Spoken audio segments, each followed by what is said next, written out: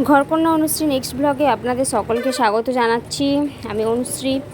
দেখতে পাচ্ছেন বেরিয়ে পড়েছিলাম কামারপুকুর মেলার নেক্সট দিন। এটা আমার পাশে যেটা বোন আছে ওকে নিয়ে বেরিয়ে পড়েছিলাম, কারণ আমরা বিকেলের দিকে যাচ্ছিলাম, তো বাসেই চলে গেছিলাম। বাইকটা এরা ইউজ করিনি, কারণ বিকেলের দিকে রাস্তাটা খুবই জনবহুলপূর্ণ হয়ে যায় এবং বাইক চালানো খুবই রিস্কি হয়ে যায়। তো সেই কারণের জন্য পাশে যে সমস্ত ভিউগুলো দেখাচ্ছি দেখবেন, এটা বিবেকানন্দ মিশন। আপনারা যদি কখনো জয়রামবাটি আসেন তো এই জায়গাটা ঘুরে যাবেন। এইখানকার যে সমস্ত পরিবেশ খুব সুন্দর। আমি একদিন যাব বিবেকানন্দ মিশনের পরিবেশটাও আপনাদের দেখাবো। তো পাশে যে সমস্ত বাণীগুলো লেখা আছে এগুলো সবই স্বামী বিবেকানন্দজি, বিবেকানন্দ আদর্শে দীক্ষিত এই মিশন। অনেকে এখানে বালক পুজো করানোর জন্য আসে, অনেক বাচ্চাদেরকে নিয়ে এখানে খুব সুন্দরভাবে পূজা করানো হয় এবং নারায়ণের বেশে পূজা করানো হয়। এটা একটা রীতি আছে আর কি।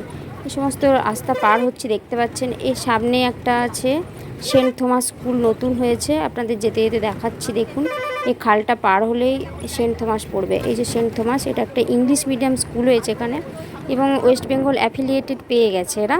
তো আপনাদের কোনো বাচ্চা ভর্তি হতে চাইলে এখানে করাতে পারেন, ইংলিশ মিডিয়াম, এবং এখানকার টিচাররাও খুব সুন্দর পড়ায়। তো এবার চলে যাচ্ছি, এটা একটা ITI কলেজ হয়েছে এখানে। এটা পার হয়ে চলে যাচ্ছি আমরা মূল ডেস্টিনেশানে। কামারপুকুর পৌঁছে গেছি। এটা কলেজ মোড় বলে, এটাকে কলেজ মোড়। তো কামারপুকুরের কলেজ মোড়, কারণ এখানে কামারপুকুর কলেজ অবস্থিত। এই কলেজে আমি একদিন পড়েছিলাম, সেটাই এখন মনে পড়ে গেল। কামারপুকুর রামকৃষ্ণ মিশন বহুমুখী বিদ্যালয়। এরপর বেরিয়ে যাচ্ছি, বাইরে থেকে দেখানোর চেষ্টা করছি এটা কামারপুকুর মিশন। কামারপুকুর মিশনের ভিতরটা দেখতেই পাচ্ছেন। কামারপুকুর মিশন স্কুল, অনেক বাচ্চা পড়ে এখানে, আপনারা জানবেন।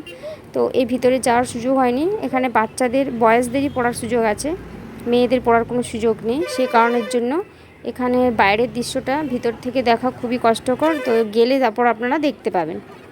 মূল মেলাতে চলে এসেছি। মেলাতে হরেক মাল, তারপরে ইমিটেশন দোকানেই বেশি আমাদের ভিড় হবে, কারণ আমরা তো আর ঘরোয়া জিনিস নেবো না, আমরা আমাদের পছন্দের জিনিসগুলো কিনবো।